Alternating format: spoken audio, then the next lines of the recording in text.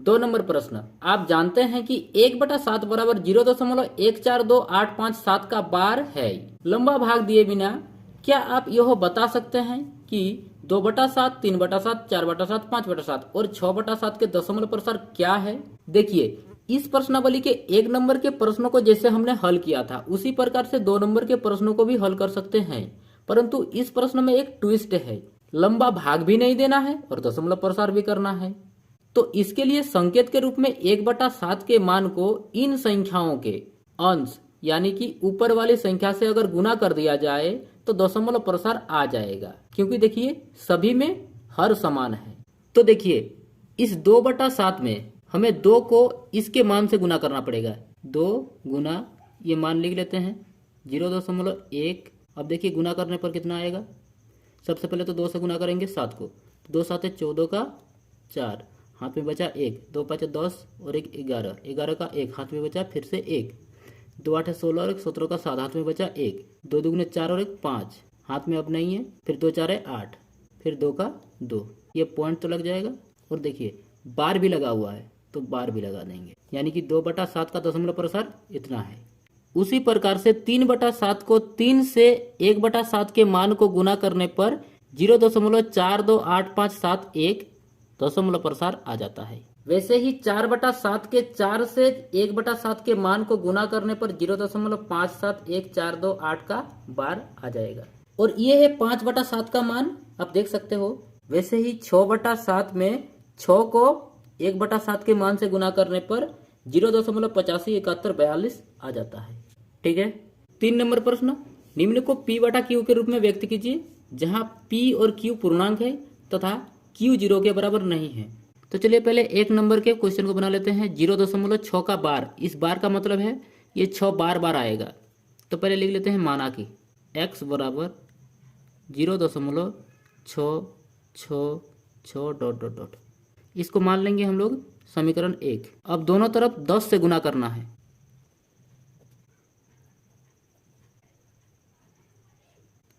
10x बराबर, अगर 0.666 dot dot dot को 10 से गुना करेंगे तो ये 6.66 डॉट डॉट डॉट करके बढ़ता जाएगा। ठीक है, इसको समीकरण 2 मानेंगे। अब देखिए समीकरण 2 में से 1 को घटा लेना है, यहाँ पर लिख लेंगे। ये 10x में से ये x जाएगा तो लिख लेते हैं 10x माइनस में x, और फिर इसमें से 6.66 डॉट डॉट डॉट में से घटेगा हमारा 0.66 डॉट डॉट डॉट। अब घटाएंगे तो यहाँ पर आ जाएगा 9x।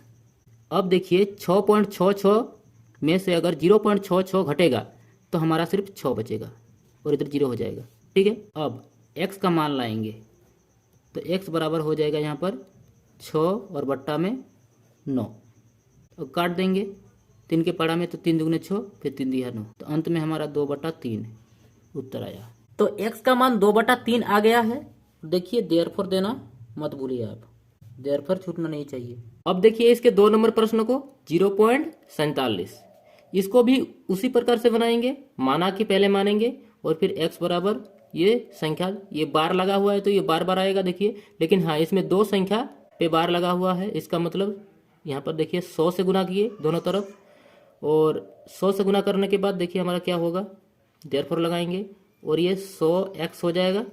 ठीक है, बराबर में देखिए अगर ये 100 इस 47 से गुना होगा तो 47 आगे आ जाएगा और ये बार बार बढ़ता रहेगा। इस तरह से लिख लेंगे 47 और पॉइंट में 47 और फिर से 47 लिख लेंगे और ये समीकरण 2।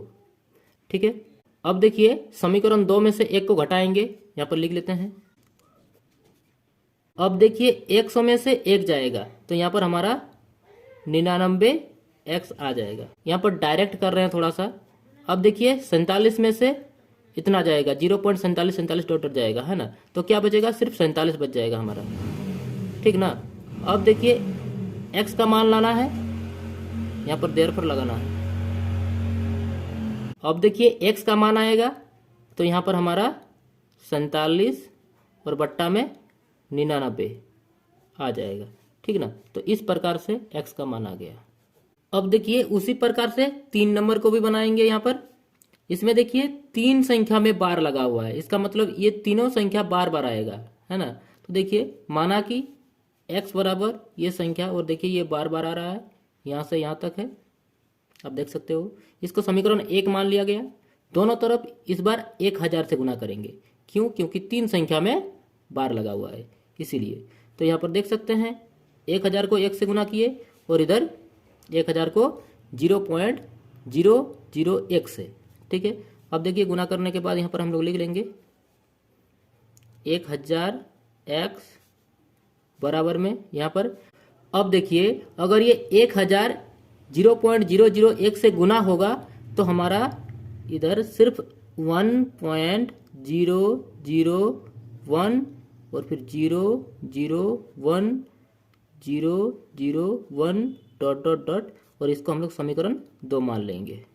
अब देखिए समीकरण 2 में से समीकरण 1 को घटाएंगे, तो यहाँ पर 1000 में से अगर x जाएगा तो हमारा कितना बच जाएगा? 999। देखिए यहाँ पर थोड़ा सा डायरेक्ट कर रहे हैं, आप कर सकते हैं। 1000 में से 1 को घटाओ, ठीक ना। देयरफॉर अब देखिए ये पूरा वैल्यू इसके साथ घटा होगा, तो इसका मतलब पूरा 0 हो जाएगा और सिर्फ बचेगा 1, क्योंकि पॉइंट के साथ सिर्फ 1 इस साइड में है, बाएं साइड में, ठीक ना। चलिए अब देखिए x का मान लाएंगे।